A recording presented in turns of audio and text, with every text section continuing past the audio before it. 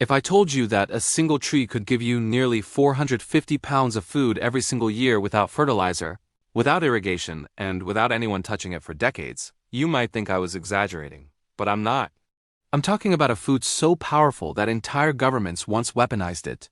Plantation owners once used it to control enslaved people, and modern systems quietly buried it because it produces too much food for too little cost. And the strangest part? Most people alive today can't even name it.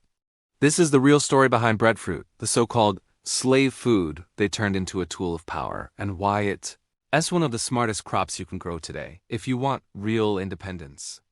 Most people have no idea how radical this plant is because we've been trained to believe food must be expensive, labor-intensive, and purchased from someone else. Breadfruit breaks every one of those rules. It produces 20 times more calories per acre than potatoes. Doesn't need yearly seeds, doesn't need pesticides, doesn't need tractors, doesn't need irrigation, and doesn't need the global food industry at all. You plant it once, walk away, and it quietly produces for 50 to 75 years. That alone should make you stop and think. How many foods today can feed you for your entire life without requiring you to spend money, time, or energy on them? Very few, and those few are almost always the ones society forgets on purpose. But to understand how breadfruit became a weapon, you have to go back to the 1700s. Plantation economies were booming in the Caribbean. Sugar production was exploding. But enslaved people still had to be fed, and feeding them was expensive. Rice, corn, wheat, and imported foods cost money, every calorie cut into profits. Plantation owners wanted a cheap, predictable, high-yield food that could survive tropical heat. And poor soils, wouldn't die from pests, wouldn't require irrigation systems, and didn't need to be planted every season. That's when European colonizers learned about a strange fruit from the Pacific, a fruit that Polynesians had relied on for thousands of years, because it produced massive amounts of food with almost no work. A fruit that could grow in poor soil, withstand heat, and keep producing for decades. That fruit was breadfruit. And once plantation owners saw the numbers, hundreds of pounds of food per tree per year, they realized they could slash food costs dramatically. So they sent Captain William Bligh and the HMS Bounty halfway across the world to collect breadfruit trees and bring them back to the Caribbean to feed enslaved people more cheaply. People remember the mutiny. They remember the movie. They remember the drama. What they don't remember is the mission, transporting breadfruit so plantation owners could cut the cost of feeding human beings who weren't paid. Breadfruit wasn't an adventure story. Breadfruit was an economic tool. When you look at the historical documents without romanticizing them, you see exactly why breadfruit appealed to plantation owners. It grows in marginal soil. It needs very little water. It doesn't require annual replanting. It doesn't die easily. It's high in calories, high in nutrients, and can be cooked in dozens of ways. Boiled, roasted, steamed, fried, baked, mashed, dried, or ground into flour. You could feed enslaved laborers using minimal land, minimal labor, and minimal cost.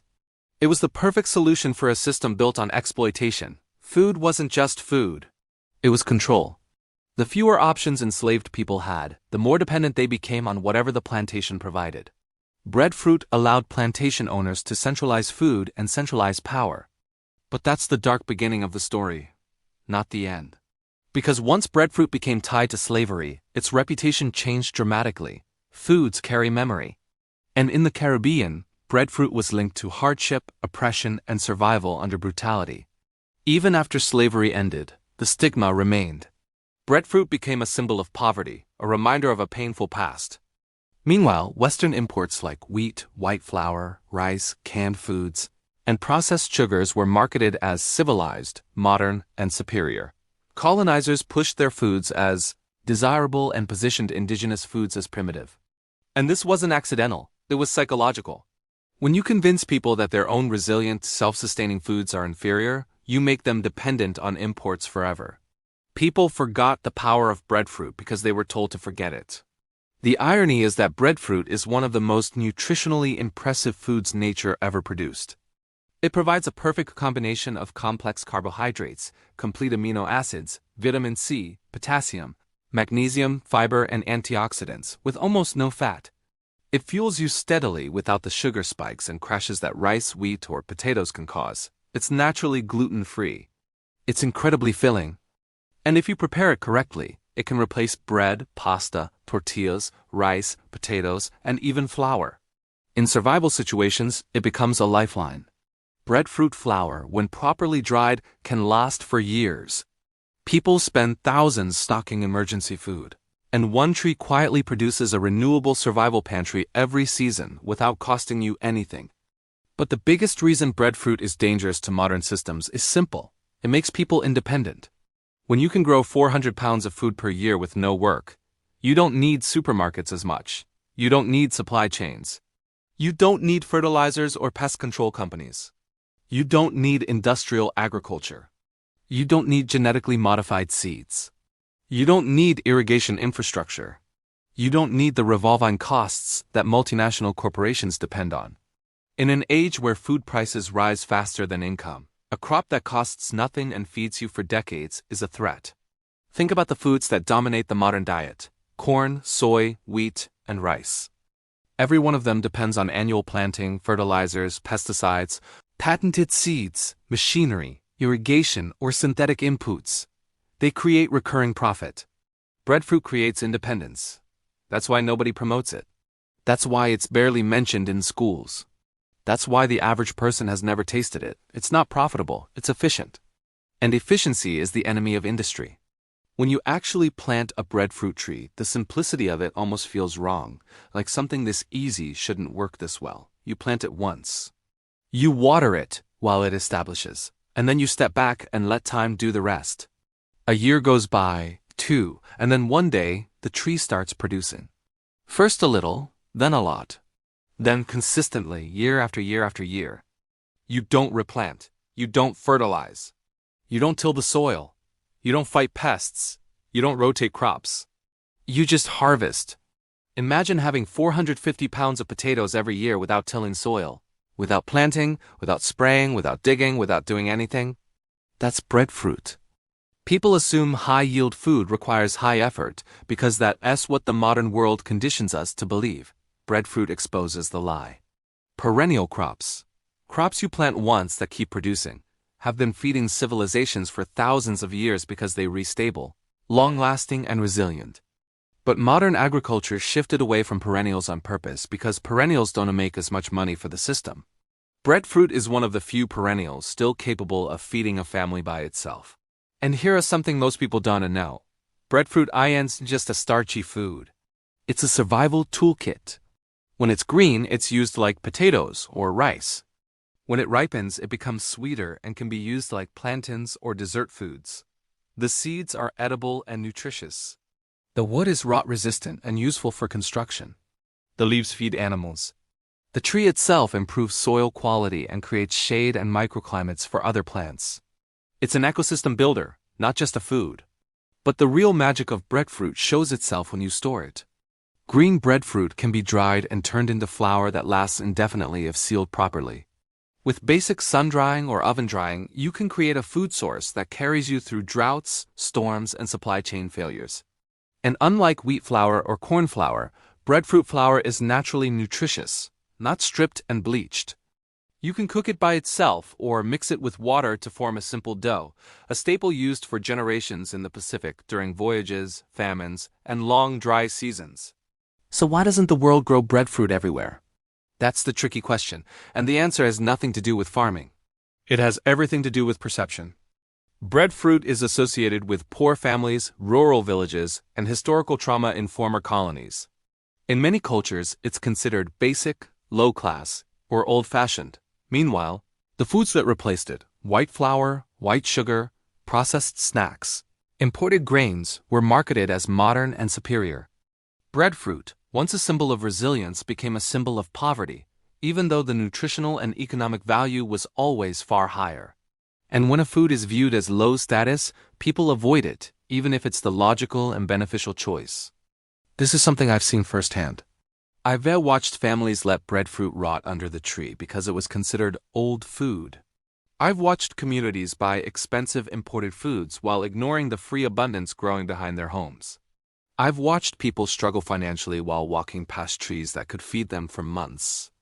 This is how deep the psychological conditioning goes. people will choose expensive dependence over free abundance if society tells them one is respectable and the other is not. But once you strip away the branding, the propaganda, and the stigma, breadfruit becomes what it always was: one of the most powerful food crops ever created. A single tree can reduce household food costs dramatically. A small grove can feed multiple families. An orchard can feed communities. In disaster-prone regions, breadfruit trees literally determine whether people eat after storms wipe out annual crops. And in remote areas, breadfruit trees keep people alive when supply chains break down. This is why breadfruit is becoming quietly rediscovered by survivalists, off-grid families, preppers, regenerative farmers, and long-term homesteaders. It's not trendy, but it works. It's not flashy, but it produces. Once you understand how hard true food security is to maintain with annual crops, you start to appreciate the brilliance of a plant that gives you hundreds of pounds of reliable food without fail. Breadfruit is the difference between hoping your crops survive and knowing your food will be there no matter what. When you cook with breadfruit, something interesting happens. You start to realize how flexible it is. You can slice it thin and make chips. You can chunk it like potatoes. You can roast it over fire. You can boil it with meat. You can fry it like fries. You can mash it like mashed potatoes.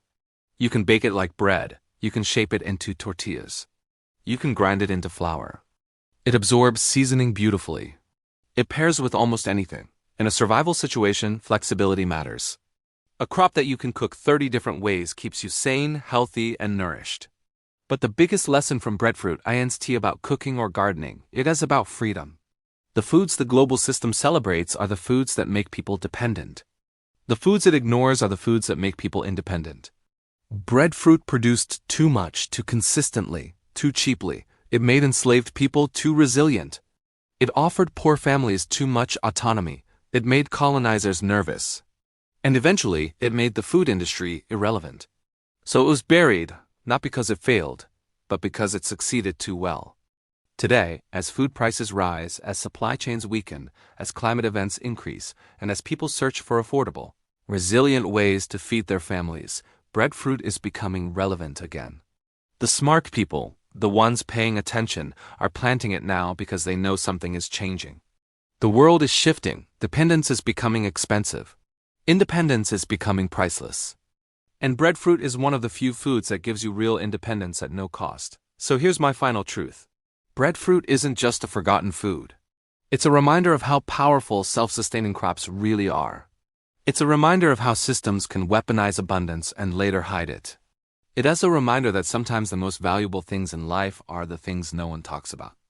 And if you want real resilience, real food security, and real independence, you don't need miracle powders or expensive survival kits. You just need the right plants. If you found this eye-opening, make sure you like, subscribe, and watch the next video, because we re-diving into 5 more forgotten crops that can feed you even in a crisis. Stay curious, stay prepared, and stay independent.